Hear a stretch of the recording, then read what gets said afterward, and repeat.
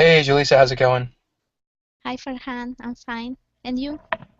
I'm good, thanks. I'm in a car in Washington, D.C. So yeah, things are great. I'm still traveling.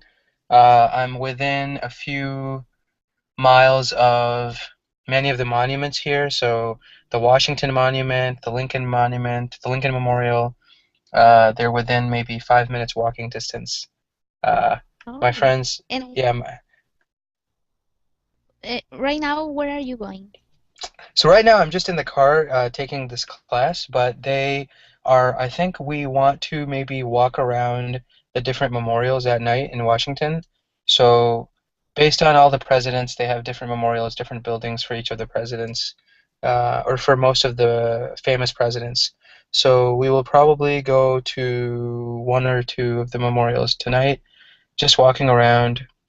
And then tomorrow morning, we want to visit some of the other memorials as well because there are a lot of different buildings, a lot of historical places in DC. And now that the government shutdown has ended, the museums are also back to uh, the museums are also open, I guess. And so Opening again? yeah, so we might visit some of the museums too. A lot of great stuff to do in DC actually. It was kind of unfortunate that they didn't the government shutdown only ended yesterday. Otherwise, we would have been able to take advantage of the city maybe earlier in the week, but didn't get a chance to do that. So, not a problem. How are you, Jaleesa? How's everything going in Lima? Well, everything is good. Finally, the weather. Today we had an earthquake. Not the big one, but the small one. How do you call it? hmm Temblor you you can say, well, in English it would be a tremble, but we don't actually say it that way. We would just say a small earthquake. or a tremor? I don't know Or a that. tremor, yeah, a tremor, exactly. A tremor would work. I said tremble. Never mind. Tremor is correct. You're right. uh, a tremor or a small earthquake, or you can even call it an aftershock. Maybe if there was a big earthquake a few days ago, then the smaller one that No. follows it is called an aftershock. So it's not an aftershock, okay. You can say, yeah, you can say just, yeah, you can call it a tremor. I think that's fine. Yes, there was a tremor very early. I think it was at 5 a.m. or less. I'm not sure. Uh-huh. I was sleeping and suddenly I felt I was moving and I started to run. I always run. I know that I shouldn't do that because it can be dangerous. I can fall or something, but I can't be in waiting or sitting or calm down. For me, it's hmm I need to go out. hmm And everybody in my house was sleeping, and I was the only one running. And when I stopped, the movement all it passed. hmm So and it affected Lima, or did it affect the coast and also other areas of the country? I think I think only Lima. Uh, yes, and there was another a few days ago, but that one I didn't feel it. It was very uh, Very low, weak. very Uh-huh. weak. It's a Yeah. very weak tremor. Interesting. I hadn't heard about this earthquake. Honestly, I haven't been paying as much attention to the news as I would like because I think I've been traveling too much and moving in cars and in weird places. Yeah, no, I'm glad everyone is safe. Did anybody get hurt in the Oh no tremor from no today? no. It was very weak. Okay. And I think I'm not sure if this has to do with the weather, but today it was sunny. It changed a little bit from yesterday, so it was Mm. more clear. That's interesting. Yeah, honestly, I don't really know if the weather can be impacted by tremors or small earthquakes. Um, I don't think so because it's the atmospheric levels are maybe volcanoes could change weather, but I don't think earthquakes would do much to shift weather patterns. But honestly, I don't know enough about that subject to speak, informatively. But yeah, It was I don't know. I've coincidence. Yeah, it seems maybe it was just a coincidence. There are situations though that I know, for example, when there are like storm systems of hurricanes and things like that, that sometimes they affect wind patterns and other things like that. But yeah, honestly, I don't know. Meteorology is a very interesting topic, but not a lot of people have an Yeah. interest for it, I think. Maybe we tend to listen to the news weather-wise, like we listen to what's going to happen today, tomorrow, next week, but the science behind meteorology is very, I guess it's interesting. There was a program at my college for atmospheric studies. One of my friends was studying that subject because he wanted to be a weatherman. Uh, that was his career, but he was the only one out of my friends, honestly. And is he a weatherman now? He isn't yet. I think he's still, I think he's in graduate school. So he wanted to do his bachelor's and then do his master's, and then he wanted to apply to the National Weather Service, actually. So the U.S. has a large agency for weather monitoring, the NWS. Um, and he wanted to get a job with them. And there's actually a channel called the Weather Channel in the United States. It's all about the weather. So anytime you turn on the Weather Channel, at the bottom there's information about all the different cities. Like, today in New York City the temperature is, 45 degrees Hmm. Fahrenheit, and then all the other places like that. And they have very interesting programs. They show programs, they air programs on hurricanes, natural disasters, earthquakes, documentaries, really interesting things. And we also have a group of people in this country called uh, storm chasers. We call them storm chasers, or like tornado watchers. Like these people, they are meteorologists. They go into the storms when the storms happen. They to the storms to report about what's happening. So there's a father and son team that every time there's a tornado, they go very close to the tornado as far as they can. They're always driving around the central United States where all the tornadoes happen. And whenever one happens, they are the first people there. They take videos, they report on the wind speed, how many cities are being affected, if there are people in the way, homes in the way, businesses in the way, and they die sometimes. Sometimes Really? storm chasers die. Yeah, it's super risky, super dangerous profession, but it's something that they love doing, I guess. And they really enjoy doing what they do. So good for them, I guess, but it's not something that's fit for everyone. You know, Yeah, you need to have a passion for that, a real. And at the absolutely, a same real time, passion. You have to be brave. Hey, Murad, how's it going? Hey, أنا كويس يا أخي. What happened? I am fine. How are you? I'm doing good. I'm doing good. I was No. telling Julissa that I'm in a car in DC, near all the monuments and things like that. But yeah, things have been good. It's been a nice day. It's really cold though right now. I did not realize it was this cold outside, for October. I guess it got really cold last night, or between earlier today and right now. How is life in Monterey, Murad? It's cold in here too. It's cold there as well. Yeah. hmm Do you guys get snow in Monterey? No, I don't think so. Guys don't get snow. Okay, that's good. At least you can avoid the worst of the winter.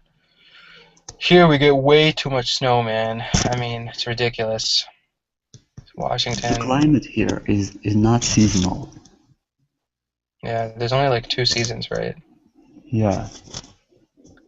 Wet and We dry. have rain, sun. Uh-huh. uh, rainy and dry. Rainy and dry, right? Yeah.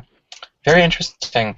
I want to drive down to Monterey, actually, Murad. I don't know if I told you, but one of my friends was driving from Texas into Mexico, and the border police stopped him and said, "You should not drive into el Estado Soberano Libre de Nuevo Laredo because Yeah. it's very dangerous," right? So my friend he didn't think anything of it until he drove for another few kilometers, and there was another border checkpoint. right? So there are these successive border checkpoints on the US side where all they tell people is do not drive into Nuevo Laredo. And Yeah, I don't know why. I mean, maybe is it really that dangerous? I've heard it's too dangerous. Wow. Yeah, but I'm not sure. Uh-huh. I didn't witness anything, but God forbid, really. Mm-hmm. Yeah, the guy was telling him, fly into Monterey, don't drive because sorry guys, Blue light. I know I need to turn the car back on to get the lights back on. One sec. I also can't see. Fantastic. One sec, guys. This is what happens when you take a lesson from a car. Okay, I gotta get my cell phone out now so I can see what I'm doing. Un momento, por favor. Oh, fantastic. Yes, we have light. Okay, that's it, guys. Um, so, yeah, I heard like these cops were telling them, don't drive into Nuevo Laredo. You should be flying into La Ciudad de Monterrey. Oops, and my music is also turned on. You might have recognized that tune, Murad. It's an Arabic song. Yes. In any case, so yeah, it's kind of crazy, right? So we have all these situations where we Yeah. have countries. I guess the border patrol is reporting on different things in different places. I just hope the situation gets better because I really wanted to do a road trip through Mexico, like starting in the north, going all the way to Guatemala in the south. Like, Yes. but I don't know if it'll be possible. We'll see. Safety is so important. Yeah. I don't know. I need to figure out what I want to do with my And I think traveling. Yeah, go ahead, Murad. I'm sorry. you better gone flying. I think so. Nothing is better than flying. Yes. Uh-huh. Yeah, flying it gets you places very quickly, and it's probably the most safe way to travel, right? Um, but you lose the experience of the journey, I think, when you fly. Hmm. You know, You cannot see because the landscapes. yeah, absolutely right. Can't see the landscape, can't really take in much of the culture, really, I would say. You have to just kind of, I mean, you see the airport and then you see the destination. So Yeah. not so fun for me, but anyway, guys, let's get started. It's about 15 minutes in. Thanks for joining the class, guys. Today we are going to be talking about irregular verbs, right? So when we discuss irregular verbs, really the understanding in English is that when we have a lot of verbs, we have a lot of verbs in English that are in the past tense. We generally add the ed ending to make them the past tense, right? So regular verbs include verbs like walk, you know, uh, walk, uh, drive, right? No, drive is not a regular verb. Never mind. Walk, so like it becomes walked, right? I walked to the store. Then Yeah. What's the past form of that verb, usually, Lisa? danced. Exactly, right? What about something like shop, right? Shop is shopped, right? So these are all examples of regular verbs where we can just add ed to the ending to make them past tense. Verbs that are not regular are verbs that change their spelling. The root of the verb changes spelling when we want to make the past tense right. So run becomes ran, write becomes wrote, um, swim becomes swam, uh, all sorts Eat, of different things. Drive, taught. yeah, eat becomes ate, for example. Drive becomes drove, right? So these are all the different kinds. There are so many of these types of verbs that it's kind of impossible to think of them all in the context of, what is the exhaustive list. There are exhaustive lists out there. You guys can search on Guru or on Google or whatever the case may be, and there are very exhaustive lists of all the irregular verbs, right? So, uh, really, I mean, the others are just categories, right? We have some of the words end in GHT, so buy becomes bought, taught becomes taught, right? There are a class of verbs that have that GHT ending. Think becomes thought, fight becomes fought, right? Really, there isn't much use in categorizing them. I think you guys are both very aware of the types of irregular verbs that are out there, but just to give some examples, other words in English, for example, the last vowel changes, so get becomes got, right? Forget, like just not only the verb get, but also the verb forget, right? They become got and forgot, right? We also see, for example, drink, the very last vowel changes, right? It becomes drink, right? So drink becomes drink. We also notice, for example, give becomes gave, right? All of these examples, really, when it comes to thinking of irregular verbs, I find it easy to just memorize them. I do the same in Spanish, like in the spelling of some of the verbs, they're different depending on what verb it is, what verb stem it has. So some of it does relate to the memorization aspect of it. The other strategy that I can think of is just using them in conversation as much as possible, right? You use irregular verbs to a large extent in English, I would say, to the point where seeing them and reviewing them and becoming familiar with them is not a terribly difficult task. So I think that's a good way of thinking about this. One other thing I did want to mention was that, we do want to focus on we do want to understand that these irregular verbs are irregular because of the differences in their stem, right? Not in the differences in their meaning. So we change the spelling of the word from whatever present form it is to whatever past form it is, but meaning-wise, we don't really change anything, right? Something that students might forget or might fail to remember is that maybe the meaning changes or the word changes, but that's not the case. Um, so before I go on, guys, any questions about just the structure of irregular verbs, what they do, and what the differences are between irregular verbs? It's clear. No questions? Yeah, I think that you guys already know this stuff. I mean, you guys have been speaking with me for a long time now, so I think you guys are both very aware of this. Murad, any questions? Did you want to add anything? You usually add very good points.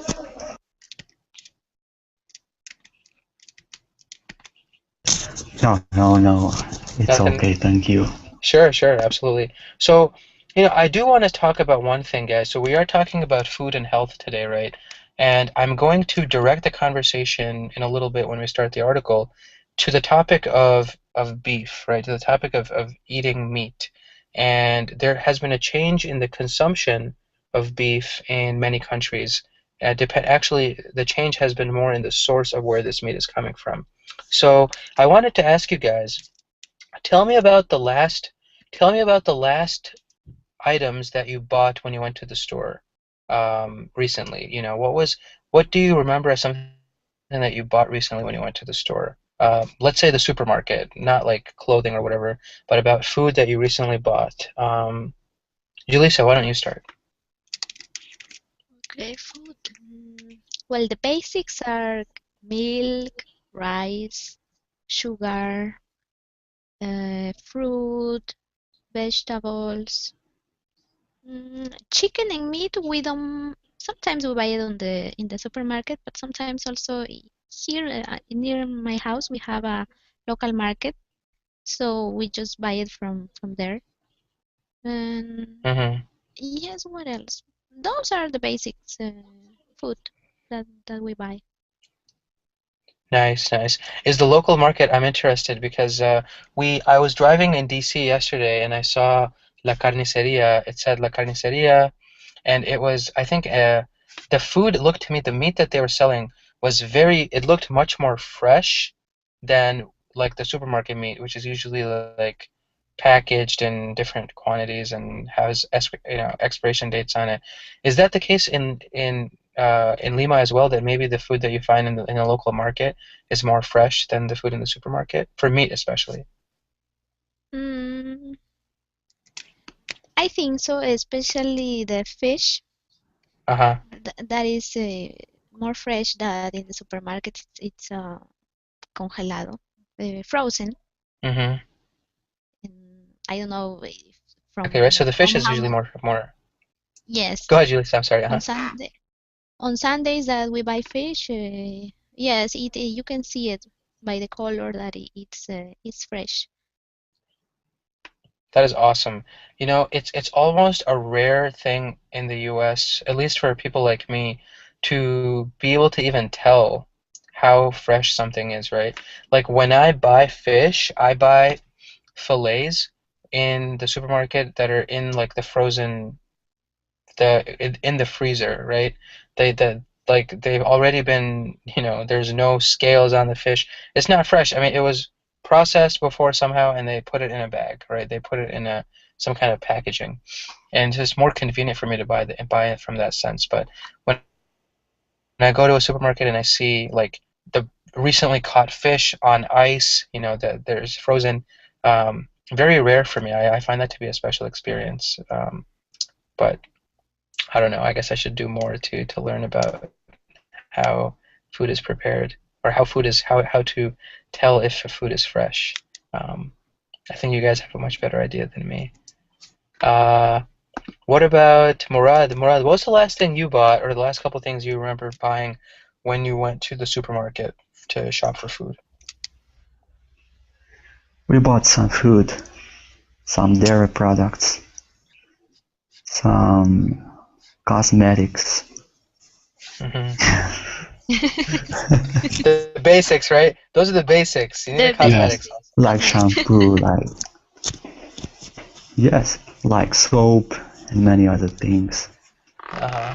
Definitely health stuff too, right? Like soap and like, toothpaste. Toothpaste is something big in my house, for example.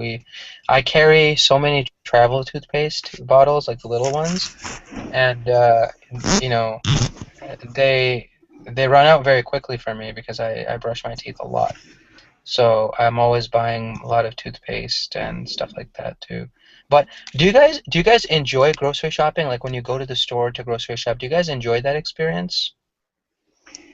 Yes, but to be honest, I don't like, especially food in supermarkets. Really? How come? It doesn't taste well or good or It doesn't taste delicious good? like organic food does. Uh-huh. So where do you go for organic fruit? Do you guys have local markets like they go to the farms and they pick the fruit directly? But it's rare, yes. In Uh-huh. Morocco, it's common to find organic food, but here it's too difficult. Mm-hmm. What have Yes, it's you more expensive too. Yeah, I was just about to say that, Yeah. right, Julissa? Do you guys also have it in Peru, but it's more expensive? Yes. Oh, there is a sound. Okay. Uh-huh. Yes, I think there are, but it's not so common. Maybe you need to search on the internet where you can find organic food. Maybe there are very hidden places, but the Hmm. price, yes, is expensive. What about just growing your own fruit? Is there anything more organic than that? Yeah, I think that could be a very good option. Uh-huh. Mm, if you have an space in your garden, I think that would be really good. Yeah, my mom does that. She does that with like tomatoes and like peppers. I think she also has peppers in her garden. But the problem where my parents live, and I think the problem in some areas is there are so many animals at night, they come and they eat all the fruit. So we had a problem at my house at home where my parents live. We had a problem with the deer coming too close. So I think my dad decided to buy a gun to hunt the deer because we went hunting before when I was younger. And or maybe I think he just bought a trap or something to like so the deer would stay away or something like that. It's a big problem. We have a lot of deer in this country. Just yesterday, I was running outside. I went running with one of my friends, and it was later at night. And just in the middle of the like street, we saw like two deer. You know, it To was such a dear life? yeah, like alive, moving, a baby, the mom, just like on the street, like, and we were running pretty fast. Those deer saw us and they got so scared. They like just dipped. Run. We say in English, this is yeah. In English, we use a phrase that's slang. We say dipped, right? If someone dips, that means they just like they leave so quickly, right? So those deer just dipped, right? It's a little bit of slang, but it's good to introduce some slang. Uh, they just like they ran so quickly, they just left very, very quickly. I think they were scared of us, but we had no idea that they were going to be there that late at night also, maybe like post midnight. We went out for a run. I mean, Washington, D.C., this is a populated city, but I saw all these deer.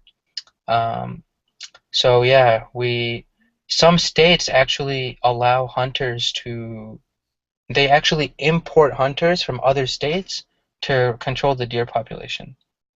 Um, like they just kill all the deer for meat, things like that. But anyway, guys, enough about that. So thank you guys for sharing, right? So we see the essentials, we see meat, cosmetics, like soup, I said soup. I don't know why I said soup. Soup is essential for me. Um, Meat, dairy products, fruits and vegetables, even though organic fruits and vegetables are much more expensive than in other countries, like Murad mentioned, Morocco. It's something that I guess is a part of the experience, right? So what we're going to look at, guys, Eh, is I have yeah. Go ahead, Julissa. I Yeah, have a question for her. sure. When you say cosmetics, you are talking about the toothpaste, the Uh-huh. Actually, cosmetics what in my else? example, Clothing? actually, Julissa, cosmetics are maquillaje. So like the Uh-huh, yes, I was like thinking about that. yeah. So like the lipstick for like the girls and stuff. Um, when we talk about For the soap. eyes. Yeah, the eyelash liner, whatever girls use, I have no idea.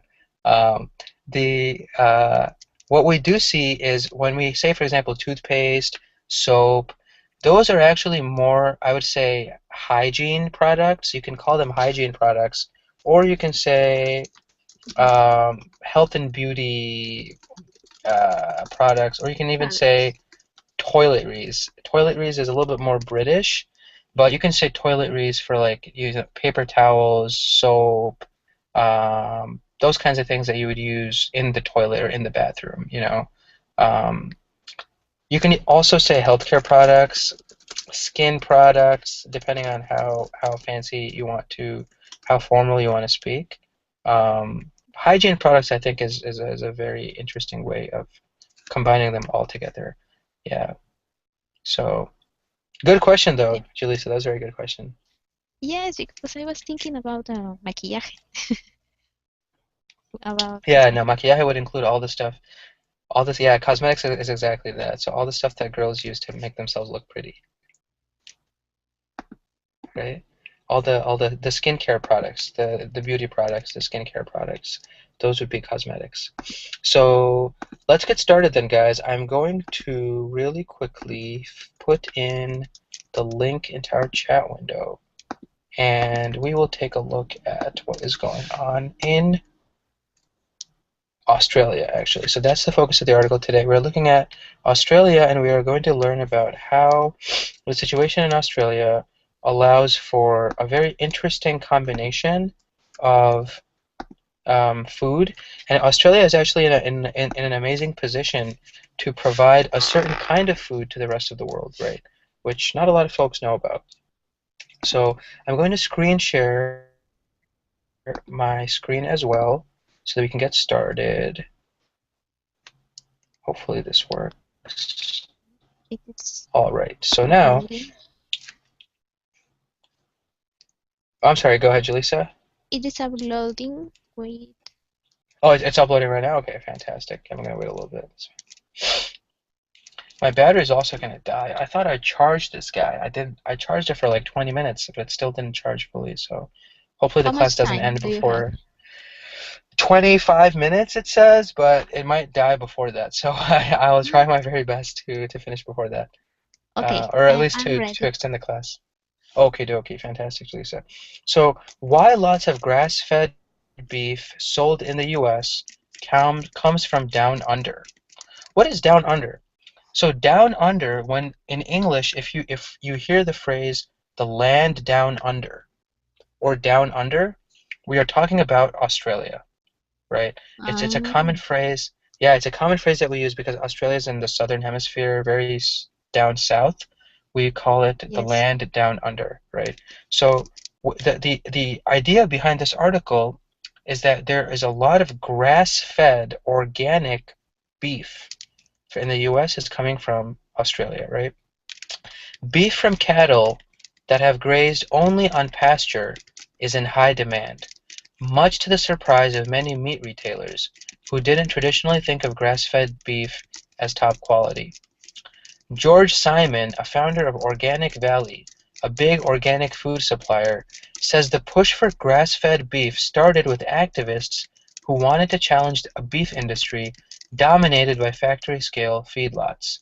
In those feedlots, cattle are fed a corn-heavy diet designed to make the animals gain weight as quickly as possible.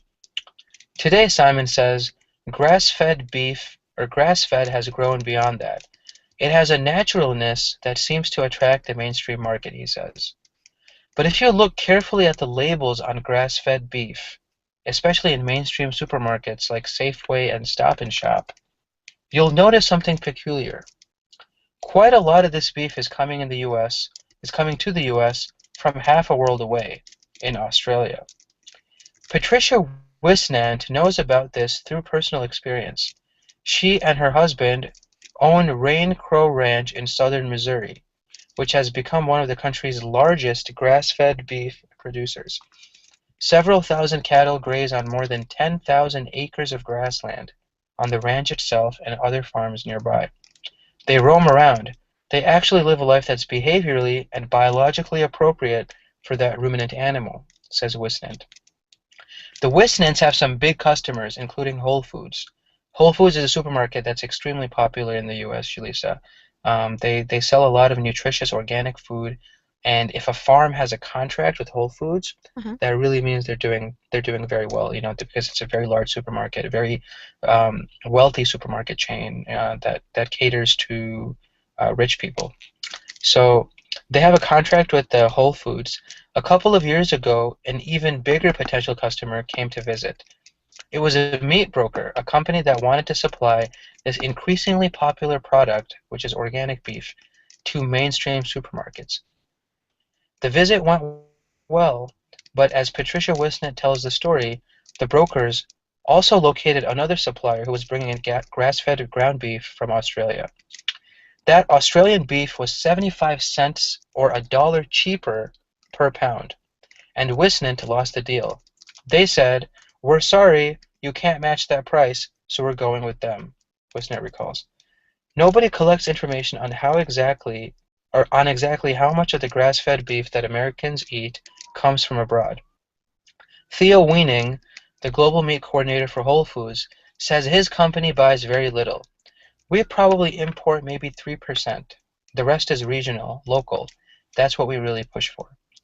But you'll see plenty of Australian origin beef in other supermarkets. Organic Valley, meanwhile, gets all of its grass-fed beef from Australia. There's also a lot of grass-fed beef coming in from Uruguay and Brazil. So why does the US, the world's largest beef producer, have to go abroad to find enough of the grass-fed variety?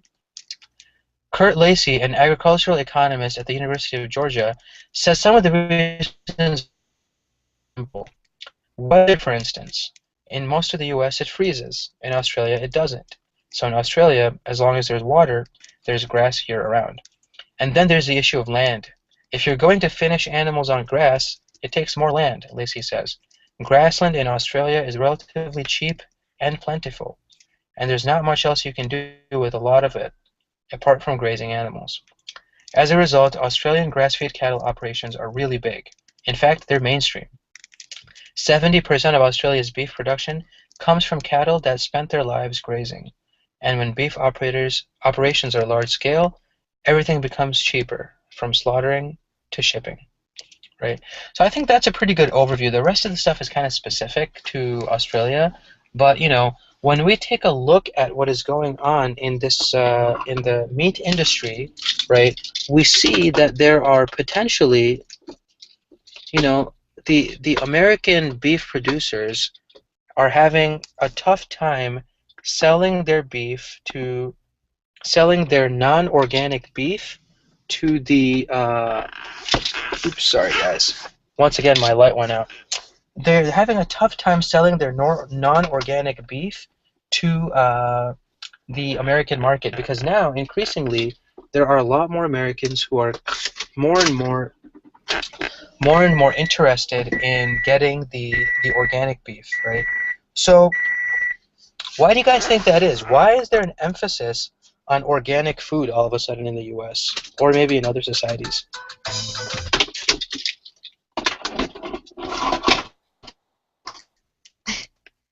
Julissa, you want to start? Your sound Go is ahead. breaking. Oh crap! Can you Can hear me you now? repeat the question? I didn't hear. Sure, sure. I was wondering, Yes. Now, why, yes. why, why do you think there's such an emphasis on organic beef all of a sudden? What's the advantage of eating organic beef or grass-fed beef, Mm, as this article well, calls it? well, I don't know much about this, but Hmm. maybe because you have the idea that these cows or that these cat, Hmm. cat, Cattle, just cattle, yeah. cattle, that Hmm. cattle are being fed by grass, so that you feel that this can be healthier for some reason. And Hmm. yeah, I think that that could be one of the reasons. Well, in the other case, Exactly. I think they were fed by a heavy corn. Yeah, they were fed a diet that's really heavy in corn, right? So when we see in the US, right, there's a problem with how the US does a lot of things, right? The US does a lot of quantity over quality type of work. So in the US, if you go to a ranch in like Texas, right? Like Bush has a ranch in Texas. What he does, or what a lot of the large companies do, is they have a mechanized system where all these cows, hundreds and thousands of cows, right, are being fed a very modified and inorganic diet that is very high in corn, that is very high in non-organic substances, that the reason these cows are fed that kind of food is because it'll make them fat very quickly, right? So it's not grass fed. Like when you have a cow that's just roaming in the wilderness, roaming on the grass, right? It's eating the grass, it's organic, it's the fertilizer from the waste that the cow produces is going back into the environment, and it's helping to grow the grass, and everything is very fresh, everything is very organically, you know, balanced, right? And we don't see the same with these feedlots, as they call them in the US. These feedlots are just it's an assembly line, it's a factory for these animals, right? You take the baby cow, you start feeding the calf, this baby cow, a highly unhealthy diet, right? That is corn based, because all you want is this cow to become as fat as possible, as quickly as possible, right? And then the process that they go through, it's a factory, you know. They raise the cow, they kill the cow, they ship the cow, that's it, right? Very, very inhumane process as well, from the time the cow is born all the way to the time the cow is killed. So that's one of the reasons why there might be this focus on the organic nature of things, right? So Julissa, let's say, I mean, if you had a choice, would you pay a little bit more money to buy an organic beef compared to the mainstream beef that we see? I think yes, because I would know that this animal has grown at its own time, eating its natural food. Uh, yes, I think I would pay a little more. When it comes to that, right? Murad, what about you? What would you do if you had the choice between choosing organic meat, maybe that was imported, like let's say from Australia, versus local beef that was, God knows how it was made. What would you do?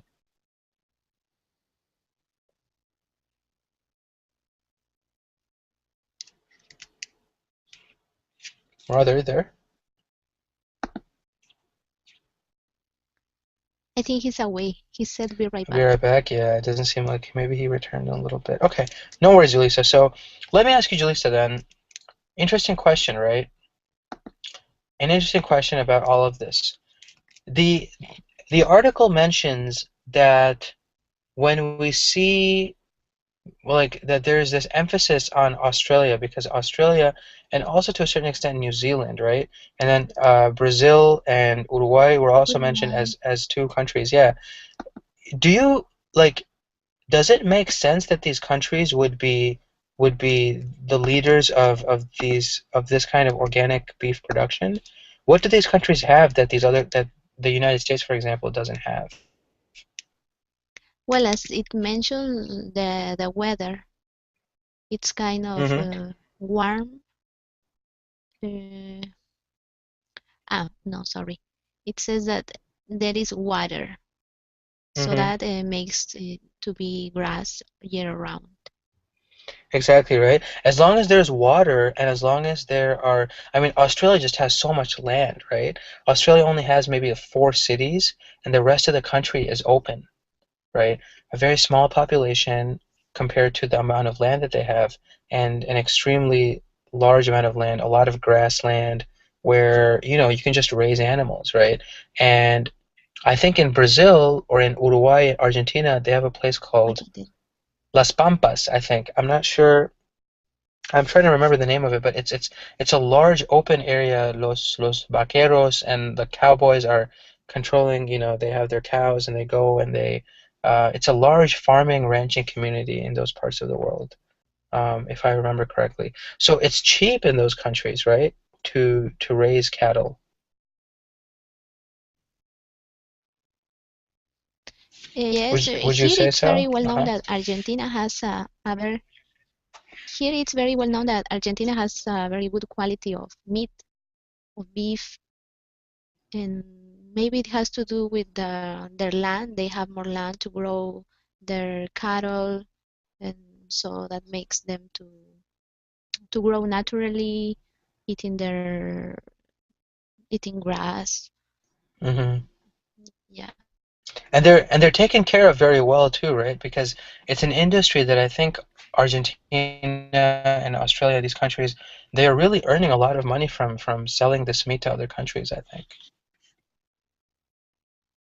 Yes. I don't know. It's my connection that is breaking, or it's yours. Uh, it could be mine, Julissa. Let me see. It's mine here is saying that it's all the bars, but is it do you have trouble hearing me at times? Yes, sometimes it's like breaking, Oh and yeah, I don't yeah. know if Okay. it's me. I But think now it's now it's me. okay. It's better now? Okay, let me know. I can move the internet around. Yeah. The internet in the car is like in a box. I can move it around to make it better.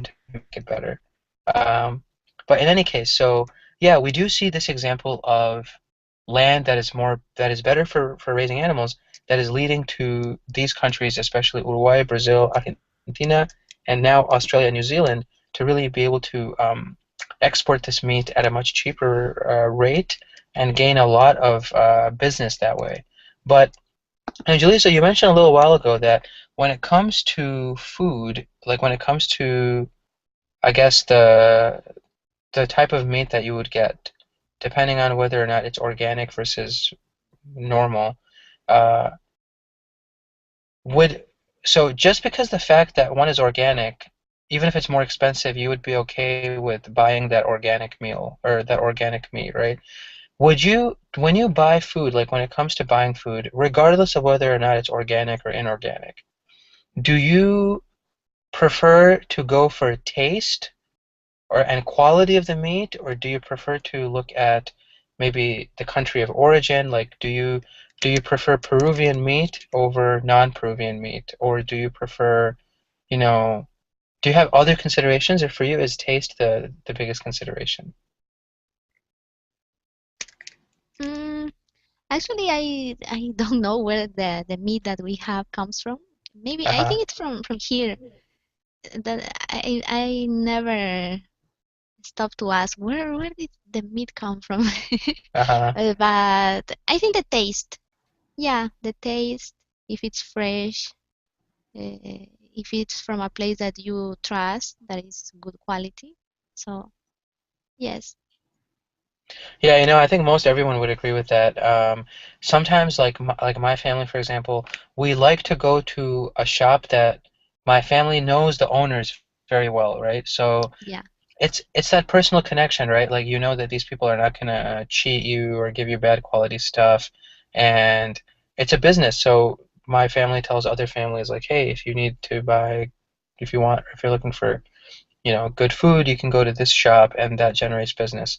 But, there is a movement in the United States now to incorporate organic eating into Hmm. every possible aspect of life, right? I mean, so the store that they talked about in the article, Whole Foods, there's a Whole Foods in every major city. Like my town in Wisconsin has a Whole Foods, Washington, D.C. has a lot of Whole Foods. It's it's almost like a cultural movement to incorporate, as much of this as possible. But it's expensive food. Like honestly, if like I'm a recent college graduate, like if the price of organic food is $1 per pound more or $1.50 more, that's significant. Like, if I buy 3 pounds of meat or whatever, put it in the freezer, that's $4.50 more. I can buy like gas and a lot of other things with $4.50, right? So it's one of these things that I feel like we need a better plan to figure out what's a better way to make organic food accessible to the greater population, right? Um, Or maybe families could start their own huertos. How do you say that? I haven't heard that word before. Gardens for food. Uh-huh, gardens, yeah. So gardens or plots, right? Small plots where they can grow their own food, possibly, right? Um, but I'm not sure if you can do that with animals. Maybe with like chickens or something, but maybe perhaps not with like Or cows and plants. yeah, right? That's interesting. Or I've actually never heard of that, but there are now that you mention that, Julissa, there is a very strong organic grow your food system in place as well. There are a lot of people in the United States who are trying to start what they call co-ops, cooperative collaboration between, let's say, you and your neighbors that you will all grow your food on one small area of land. You will mhm. grow your vegetables there. You will raise your, maybe a couple chickens or something. And that way, the food is very organic and you're controlling it, you're raising it, you're growing it. Um, it's gaining in popularity, but it's not super popular yet, especially Yeah, for because people. it Yeah, yeah, go takes ahead. it takes a lot of time to be there, taking care. And Hmm. I think in the USA, people are always busy, uh, so that could make this to not be so popular. But it sounds like a good idea. Yeah, people are trying, honestly, Julissa. I mean, they have a lot of good intentions. The bigger problem is the cities also. Like they try to find there's not enough land in the cities, right? It's all skyscrapers and concrete and there's not enough open land in the cities to really make this something um that is sustainable. But we hear all the stories about eating green, that this really is what eating green means, eating sustainable, local, organic food. And some parts of the country are doing it much, much better than other parts. Um, Yulisa, last question. I think my battery will die in the next 5 minutes. But Okay. the last question I had for you is, do you think this trend or this movement to eat organically, will this gain popularity in the next decade, in the next few years? Do you think this is something that is going to change the world, or is it just a craze that will pass with time? I think it will continue, especially in the cities where we are starting to feel more worried about the quality of the food, or if it's really natural, it has too many chemicals. Because nowadays you have so much information about the products that you before used to think that they were healthy for you, they were good for you. Now you find that even the milk is bad for you, or even Hmm. the soy can give you cancer, things like those that you don't know. So what should I eat now? And so I think the idea of buying food that is naturally growing, yeah, I think Hmm. it will become more popular in the future. I think so. And do you think along with that, will this food be less expensive and more accessible, or will it continue to be something that will be only available to the rich or people that make more money? But if the demand increases, it could be cheaper. Yeah, I think so too. I think so too, right? Because I mean, think about in the past, right? When objects that now are very cheap, used to be very expensive, right? Yeah. So supply and demand, I think, they adjust accordingly, right? Um, it's very interesting. How about in Peru? So I know we mentioned before, we're talking about vegetables and organic foods, fruits and vegetables. Is there an organic meat movement in Peru, or is it something that people don't really care about? Mm, I don't think so. Uh-huh. No, not yet. Or maybe for a very small group, but I don't. I haven't heard about it. Hmm. But I think about the that's vegetables, fruits, yes. I definitely there the is. other day I was talking to my boss, and she said how funny it is that now like we want to go back to the past. Like now she's eager for having a space in her house to grow her own food, Hmm. where in the past she would buy in the supermarket or outside, but now Hmm. for health reasons, she's more worried about it, and she's planning to grow a garden in the up in the roof of her Hmm. house because she doesn't have so much Hmm. space. So yeah, how things are changing now. We appreciate more what we had before the natural goods. I know, right? It's very funny that that's how things change. I mean, I think it's all about awareness, right? The more aware people are about what they're putting in their bodies, what they're eating, what they're consuming, the more this stuff will get popular, right? The more these movements will gain popularity and, um, you know, be established in our normal culture. So, Julissa, did you have any other questions before we, I guess, end class? Well, no, it was a very interesting topic. I didn't know, so I learned something new. Uh-huh. Uh, Fantastic. That's always my objective, right? Sometimes the grammar I know we repeat sometimes in classes, but I'm glad you enjoyed at least the content of the article. yes, I usually come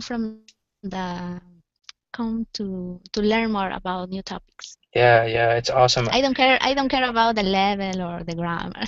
Yeah, yeah. Sometimes, I look at the lessons and I think to myself, wow, I've had classes with this topic before a few times. So I try to make the conversation as interesting and as relevant to, learning as possible. So, as always, Julissa, thank you very much for being here. And just like this week, so I've had numerous classes this week, and starting next week, I will be offering two classes in the morning and two classes at night as well as a number of classes. On Wednesday, I think I have five total classes. Um, Oh, yeah, and but then in the Saturday morning and at night. in the morning and at night on the weekdays, and on the weekends, same time as before. So at nights on the weekends. So Saturday 3 hours, and then Sunday 2 hours. Okay, then I Yeah, will see you this weekend. awesome, fantastic, Lisa. Thank you again for a great class, and have a great night. Thanks, Farhan. Have a good night Yeah, too. you too. See Take you. care. Hasta Bye luego. bye. Bye bye. Ciao. Ciao. It was kind of unfortunate that they didn't. The government shutdown, only ended yesterday. Otherwise, we would have been able to take advantage of the city maybe earlier in the week, but didn't get a chance to do that. So, not a problem. How are you, Julissa? How's everything going in Lima? Well, everything is good. Finally, the weather. Today we had an earthquake. Not the big one, but the small one. How do you call it?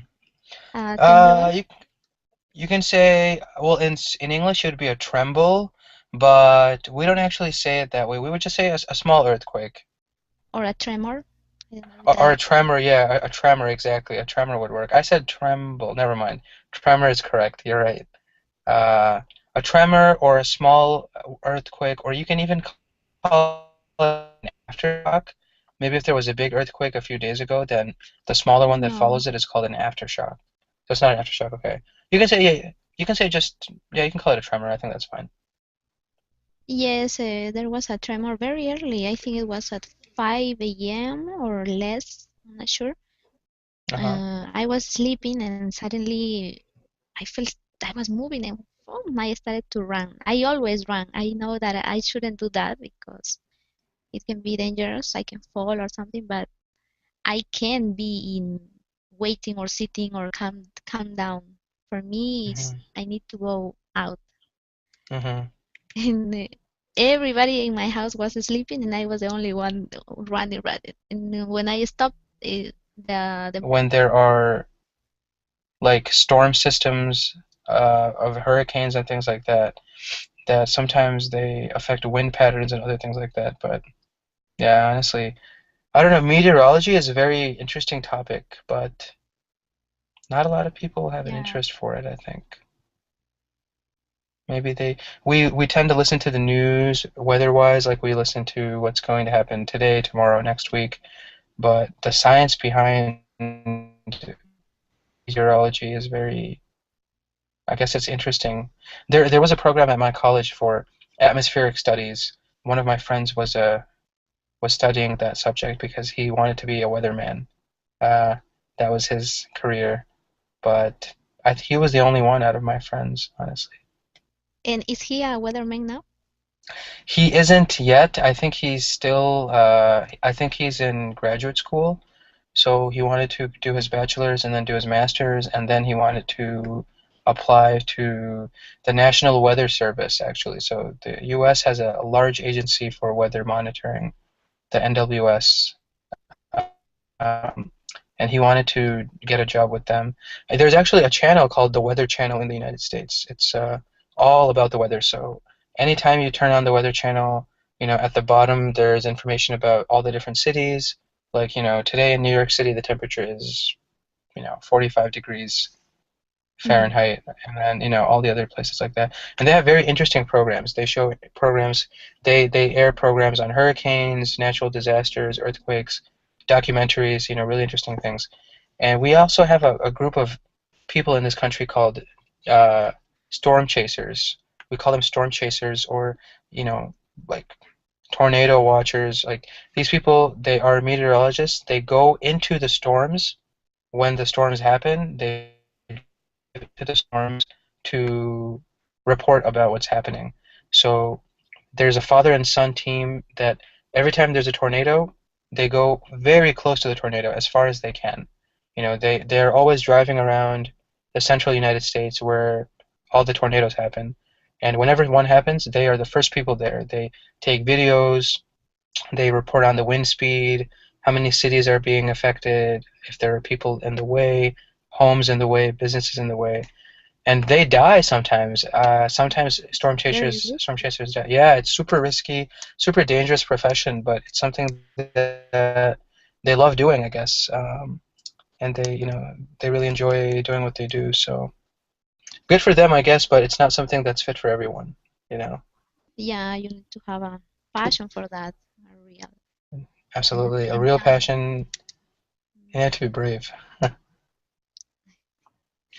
Hey, Murad, how's it going? Hey, أنا كويس يا أخي. What happened? I am fine. How are you? I'm doing good. I'm doing good. I was No. telling Julissa that I'm in a car in DC, near all the monuments and things like that. But yeah, things have been good. It's been a nice day. It's Movement, all it passed. Hmm. So And it affected Lima, or did it affect the coast and also other areas of the country? I think I think only Lima. Uh, yes, and there was another a few days ago, but that one I didn't feel it. It was very uh, Very low, weak. very Uh-huh. weak. It's a Yeah. very weak tremor. Interesting. I hadn't heard about this earthquake. Honestly, I haven't been paying as much attention to the news as I would like because I think I've been traveling too much and moving in cars, classes in weird places. Yeah, no, I'm glad everyone is safe. Did anybody get hurt in the Oh no tremor from no today? no. It was very weak. Okay. And I think I'm not sure if this has to do with the weather, but today it was sunny. It changed a little bit from yesterday, so it was Mm, more clear. that's interesting. Yeah, honestly, I don't really know if the weather can be impacted by tremors or small earthquakes. Um, I don't think so because it's the atmospheric levels are maybe volcanoes could change weather, but I don't think earthquakes would do much to shift weather patterns. But honestly, I don't know enough about that subject to speak, informatively. But yeah, It was I don't know. coincidence. Yeah, it seems maybe it was just a coincidence. There are situations though that I know, for example.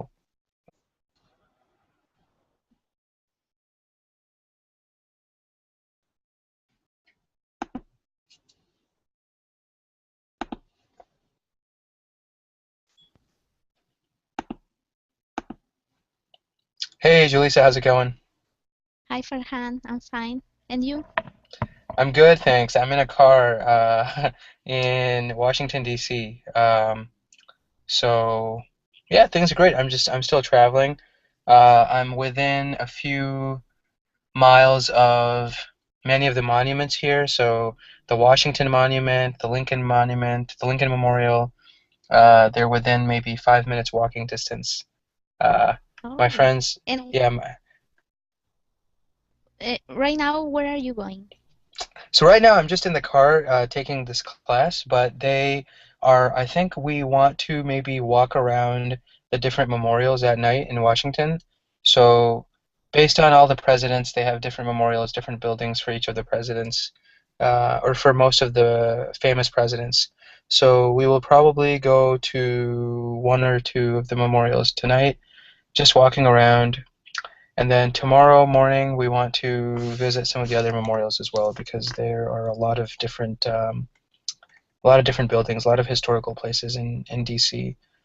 And now that the government shutdown has ended, the museums are also back to the museums are also open, I guess. And so Opening again? yeah, so we might visit some of the museums too. A lot of great stuff to do in DC actually.